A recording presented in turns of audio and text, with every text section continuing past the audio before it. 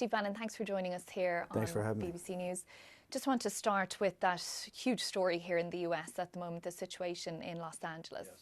Do you think the president was right to override the rights of the state in terms of making its own decisions, and in this case he chose to send in the National Guard? That's a miss. I come from Richmond, Virginia, so I know something about states' rights.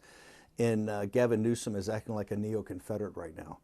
The federal government has every availability to do what they did to federalize National Guards, particularly if they think, if the commander-in-chief thinks that something's not being handled properly, and that's what the president did. Our argument today on the show is that he should double and triple down today with ICE raids. I mean, we've had an invasion of this country just on Biden's watch of 10 to 13 million illegal alien invaders. And they all have to go home, not just the criminals. Every person that came here on Biden's watch has to be deported. And that's what they're trying to stop now with these, with people like Mayor Bass and Gavin Newsom. And it's absolutely the prerogative of the president as commander-in-chief to do what he did.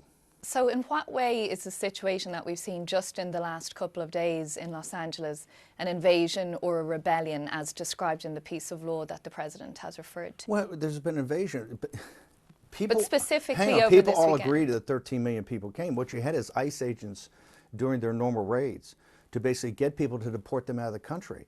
And this was stopped. This was stopped by this mob. This is what was surrounding the ICE headquarters. Couldn't let ICE out, and the local LAPD didn't really intervene. You know, over the last 2 days, the LAPD's kind of stood down. They shut down. But they would reject that characterization. The police department. Here's a fact: downtown LA, I lived in LA for 20 years. Downtown LA, where the 101 and the 110 come, were shut down all day yesterday. Look at it; looked like a war scene, a war zone. The police they did move the protesters out and some of the protesters after many hours, but no arrests. But they did it themselves. They didn't need the National Guard there. That's what the they National would Guard. say. By the way, the National Guard. Remember, the mandate of the National Guard right now, federalizing the National Guard, is to protect federal property and to protect federal agents in their actions as ICE agents for deportations. And today, I will tell you, I think they're going to double and triple down on the ICE raids.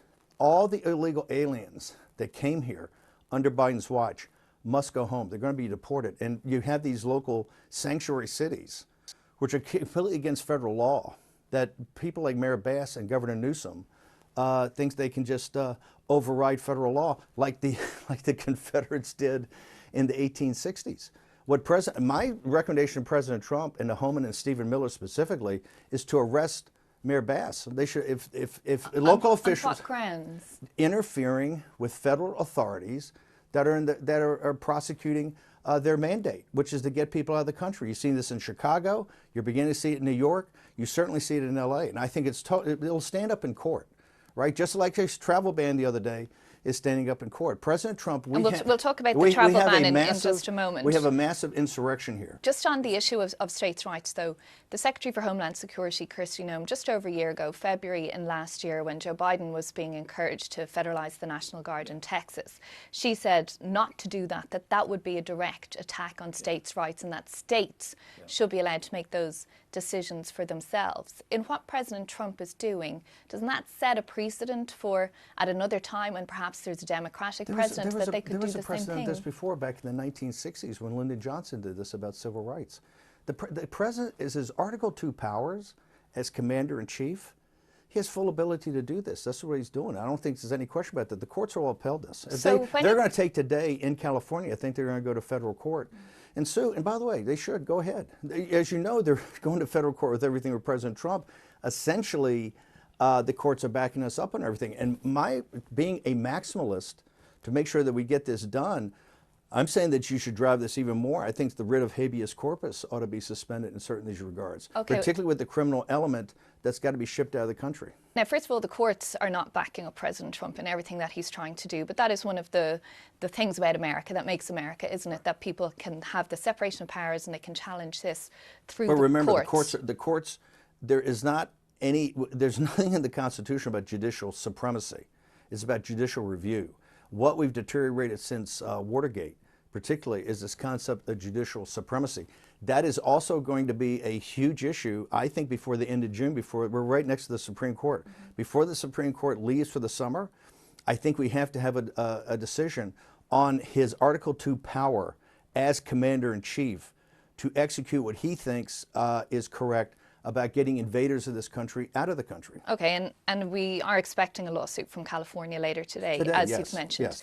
But just the extension of that, when we hear from the Secretary of Defense, Pete Hegseth, saying that he would be prepared to send Marines to Yes. California, what's your view on that? I mean, that is an escalation of the situation.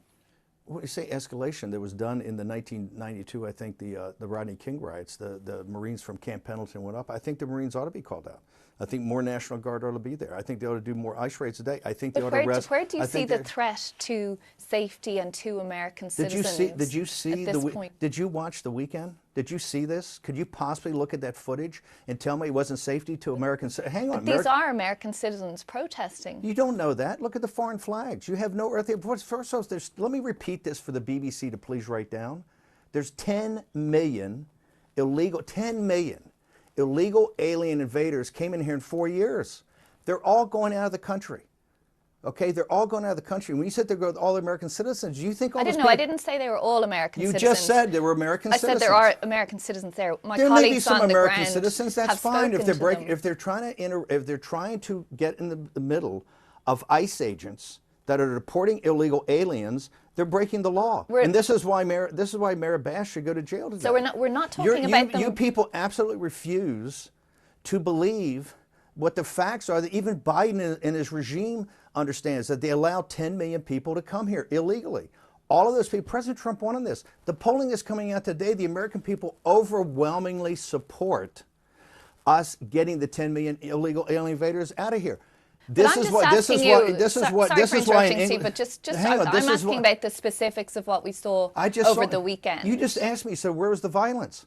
What did your eyes tell you? Did you watch the footage? I did, but what I'm saying to you is not all, some of those protesting are U.S. citizens. My colleagues on the ground have spoken to them. That's fine, so but if they're breaking the law, they're breaking the law, should be arrested. But I just want to get to the What's thinking. Your point? I want to get to the thinking behind this and what Pete Hegseth is saying, because it's interesting for our viewers to see this. If you have U.S. Marines in California around protesters, does that not move America to a different point? It's not protesters. See, this is what you guys try to do with your language all the time. That's not a protest. That was a riot, okay? They're interfering with folks that are being deported out of this country. They are breaking the law and they're rioting. They shut down Los Angeles for like 18 hours yesterday. That's not a protest.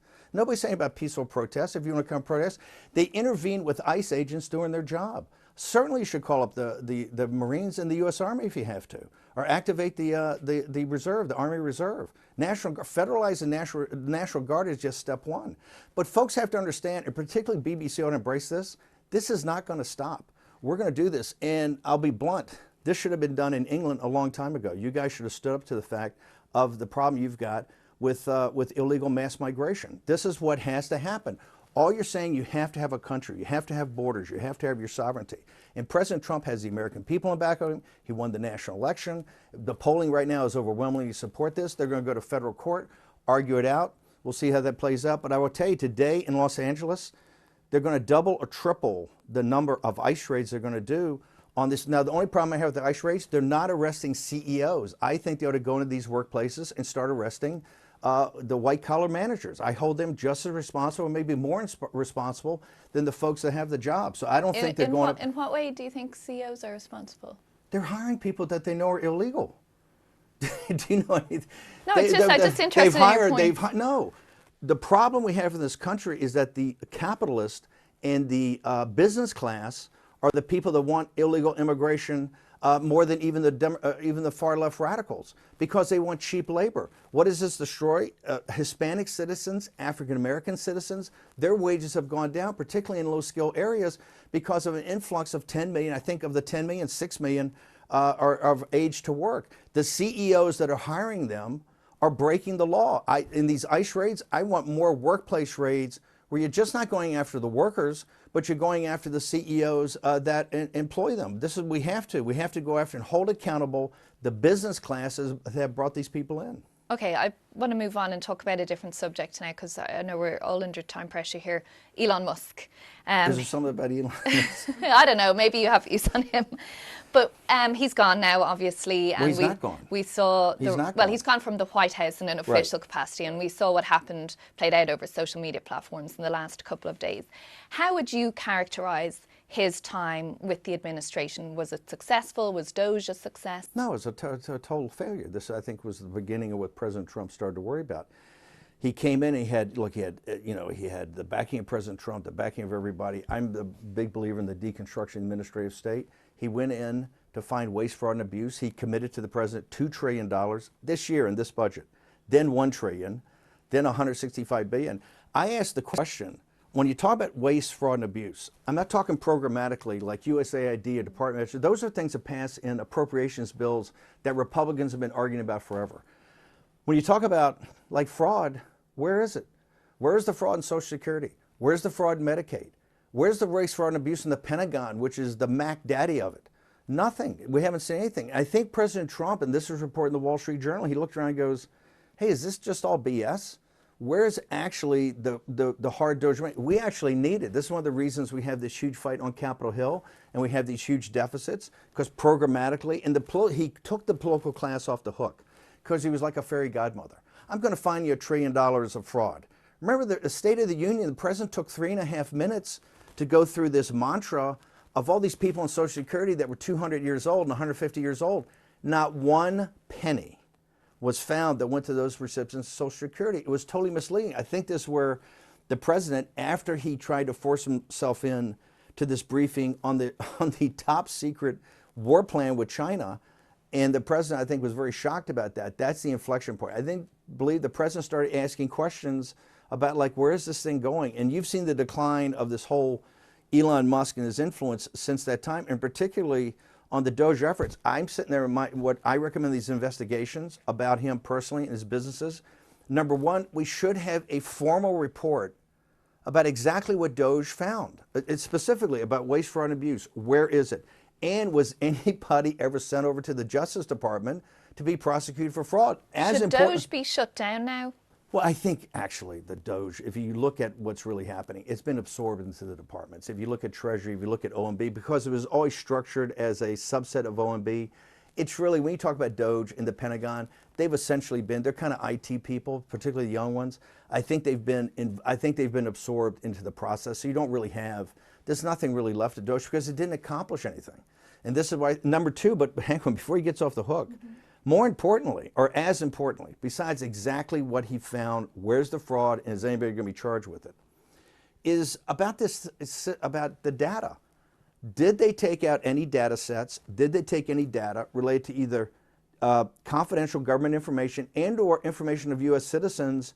And was that taken to any of his private enterprises, particularly artificial intelligence? Data is the mother's milk of AI, and I think this has to be, we have to get to the bottom of this, and we have to get to the bottom of it quickly. And so, are you confident that he would have left that behind, or if you're calling for an investigation, do you have a question over it? I'm not confident leaving behind at all. I would definitely take it. I think that's what's got to be reviewed. I don't trust this guy. Listen, my involvement with Elon Musk goes back to 2017. Remember in 2017, I'm the guy really that had to, confront him every day virtually and tell him he wasn't going to get all these kind of credits he was looking for. And what I said, Elon, you're looking for all these kind of credits, for the electric vehicle and the batteries. I said, look, you're asking for it's cash. I said, you're asking for taxpayers who make average $40,000 a year to essentially underwrite you and all these venture capitalists. I said, your venture capitalists have the money. They just have to put in more money. And what does that do? It makes the returns lower and over a longer period of time. It's not the end of the world. And what does it do for you? It means you own less of the company and you have a less of a net worth. But you can't expect people that make $40,000 a year to bail you and the venture capitalists out. His mindset, because when they say he's a great entrepreneur, all of his money comes from government contracts, essentially with the U.S. government, or in some sort of involvement with the Chinese Communist Party in Tesla in Shanghai. And so, no, I say he's a national security issue as about his erratic behavior, particularly when he talks about the president, having to be impeached, talks about forming a third party, talks about he's going to be around for 40 years, the president 3.5 years, talks about the president's in great, and He takes a major program that the taxpayers are funding in SpaceX and says on a whim, oh, I'm going to shut it down. Any CEO in the United States of a defense contractor would have been terminated immediately and fired by his board and removed. He's not.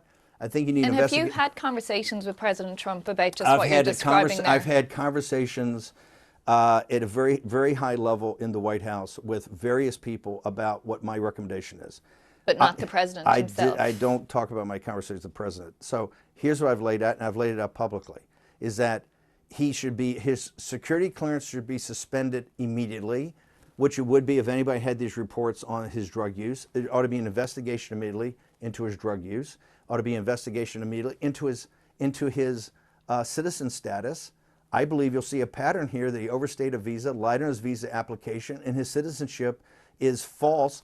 And if you're going to, do you have evidence yourself of that? Well, evidence has been out there from his brother all over the place. There's been a number of media reports. This is why I'm calling for a formal investigation. I don't know, but there's enough smoke there that it looks like there's fire. Also, if you're going to deport 10 million people you say here illegally, then you got to deport the billionaires who are, just because he's a billionaire and a white South African doesn't make it any difference than some poor person that came up here from the third world that was enticed to come here and has to go home now. How is that fair? The last thing is the Chinese Communist Party. We have to see about his involvement. He asked for a top secret briefing on the war plans against China. What defense contractor needs that?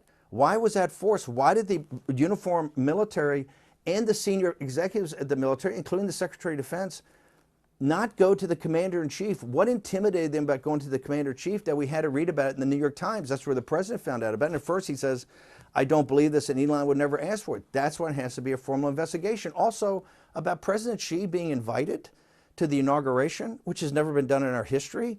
What was the involvement in that? So those, also SpaceX, look, SpaceX, 90% of the revenue comes from the U.S. government. He just did a financing that values SpaceX at $318 billion, and I think he owns half of it. That all comes from the U.S. taxpayers. The U.S. taxpayer, the man and woman making $40,000 a year, did they have any warrants? Did they have any options?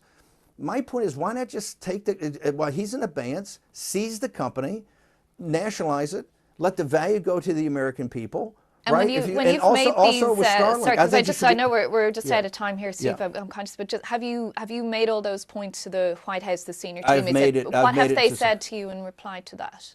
The president has said over time. He said, "Look, I think we ought to look at some of these contracts." The president also said that, I don't want to go after this guy. However, if he threatens me again with impeachment or giving money to the Democrats to impeach me, that there will be serious consequences. I happen to believe in many aspects of the apparatus that right now that people are starting to look into this, not driven by anything from the White House. But when you bring up these deals, first off, on his drug use alone, okay, well, there's nobody in the country. We're not going to get into that because we don't have the reporting from the New York Times. That's their reporting. It's not ours. We're not going to talk about that. And also, we're out of time for now. So thank you very much, Steve Bannon, for joining us here on BBC News.